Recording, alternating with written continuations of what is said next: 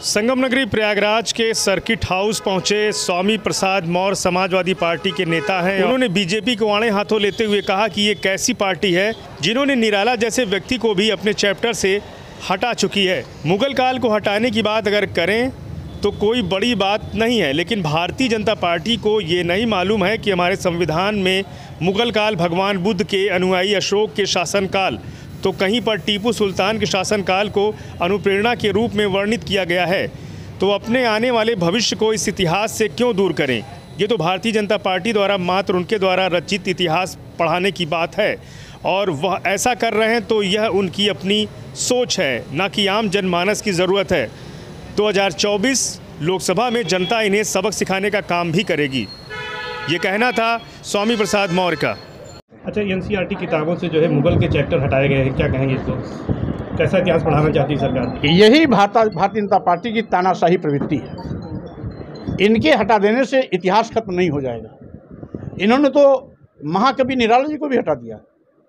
महाकवि निराला जी एक ऐसे महान कवि हुए हैं जो गांव के अंतिम पायदान पर रहने वाले व्यक्ति की व्यथा को भी अपनी कविताओं के माध्यम से सार्वजनिक किया।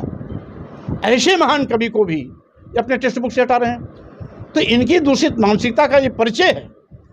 हम अभी भारतीय संविधान आप उठा के देखिए, भारतीय संविधान में सभी हमारे अतीत गौरवशाली इतिहास का समय समय पे कहीं उद्धरण दिया गया है। कहीं बुद्ध हैं, बुद्धकालीन सम्राट अशोक हैं, तो कहीं पर राम हैं, तो कहीं पर कृष्ण हैं, कहीं महाभारत का दिया गया है, कहीं राम रावण युद्ध का दिया गया है, तो वहीं पर कहीं टीपू सुल्तान का भी दिया गया है। भारतीय संविधान में सब सारी चीज़ें, तो जो भारतीय संविधान द्वारा हमारे देश के तमाम संविधान निर्माताओं ने मिल करके सब एक राय होकर के बनाया, बाबा साहब डॉक्टर अम्बेडकर ने उसको अंतिम रूप दे करके देश के प्रथम राष्ट्रपति डॉक्टर राजेंद्र प्रसाद जी को सौंपा। अब उस संविधान की मंशा के विपरीत आप आचरण कर रहे हो। हमारे अतीत गौरवशाली इतिहास जो भी भारत का सिर ऊंचा करने के लिए कभी पर्याप्त रहे हैं, उन सबका सम्मान होना चाहिए।